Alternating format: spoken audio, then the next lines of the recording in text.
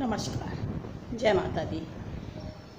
दिल्ली में जल की कितनी ज़्यादा समस्या बढ़ गई है, जबकि दिल्ली में प्रधानमंत्री, राष्ट्रपति, विधायक, सांसद, बड़े बड़े बिजनेसमैन लोग रहते हैं। माना कि वहाँ केजरीवाल सरकार की पार्टी है, लेकिन ये तो कोई तरीका नहीं है ना कि केजरीवाल जी जेल में हैं, सुनीता केजरीवाल शीश महल में आराम कर रही हैं, बाकी मुख्यमंत्री कोई है नहीं है। विपक्ष में जो लोग बैठे हैं उनका काम क्या है? खाली मोहब्बत की राजनीति करना या जनता से वोट लेने के लिए जनता को किस तरह से पीड़ित करना? क्या ये विपक्ष का काम नहीं है? या केंद्र में जो सरकार बैठी है उसका काम नहीं है कि प्यासों को पानी देना? हम सनातन की बात करते हैं। सनातन धर्म में सबसे पहले जल दान का महत्व है। ये ज्येष्ठ का महीना चल रहा है, हम चिड़िया को पानी देते हैं, प्याऊ खोलते हैं, लोगों को, ब्राह्मणों को मटकों में जल दान करते हैं। और देखिए, इतनी बड़ी भरी गर्मी में लोग प्यासे मर रहे हैं। महाराष्ट्र में पानी में, कुएं में औरतें उतर रही हैं रस्सी डाल डाल के। मतलब जीवन दांव पे लगा हुआ है इंसान का। और सारे नेता वोट की राजनीति कर रहे हैं, सो रहे हैं, सोच रहे हैं जनता को कैसे पीड़ित किया जाए और कैसे वोट लिया जाए और कैसे जीता जाए।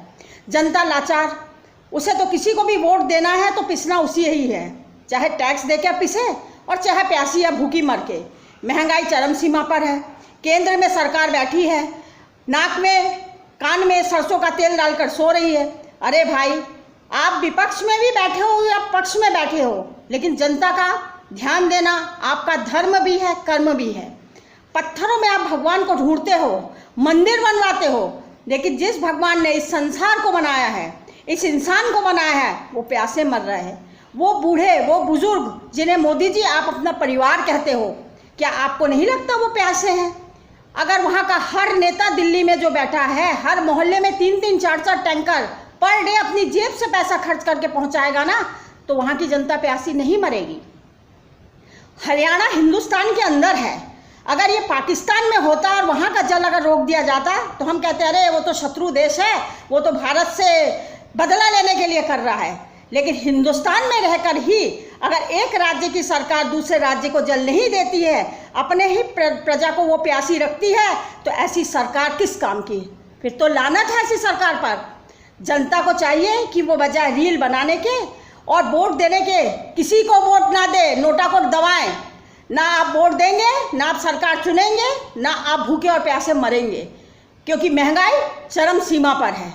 पेट्रोल डीजल के दाम चरम सीमा पे चलते चले जा रहे हैं, लोगों के पास नौकरियां नहीं हैं और दिल्ली के हालात इतने भयावह है कि बूढ़े, बुजुर्ग और बच्चे इस गर्मी में प्यासे मर रहे हैं। क्या फ़ायदा ऐसी सरकारों का? कोई वोट के लिए राजनीति करता है, तो कोई मोहब्बत की दुकान खोलता है, तो कोई शराब घोटाले में जेल चला जाता है। भाई, ऐसे अगर इस देश के नेता हैं तो हमें ऐसे देश के किसी नेता की ज़रूरत नहीं है। हमें मंदिर मस्जिद की ज़रूरत नहीं है। हमें घर के अंदर जो गद्दार हैं उनसे सुरक्षा चाहिए। जो घर में आतंक फैला रहे हैं उन्हें बाहर करिए। ये क्या तरीका है हरियाणा सरकार का कि उसने जल रोक दिया? पानी रोकना किसी का नहीं है।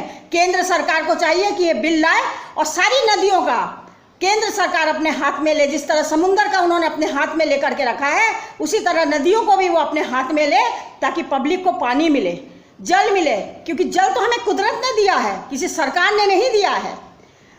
सरकार ने हमें हवा दिया है, पानी दिया है, सब कुछ दिया है, लेकिन नेताओं ने इसे अपनी बापोती समझ ली है। मंदिर को अपनी बापोती समझ ली है। मंदिर में इतना चढ़ावा, इतना दान आता है, लेकिन उस पर कोई टैक्स नहीं है, क्योंकि वो तो वाइट मनी है। पंडित खा पी के मोटे हो रहे हैं और बाहर जो फूल बेच रहा है वो बेचारा भूख से मर रहा है।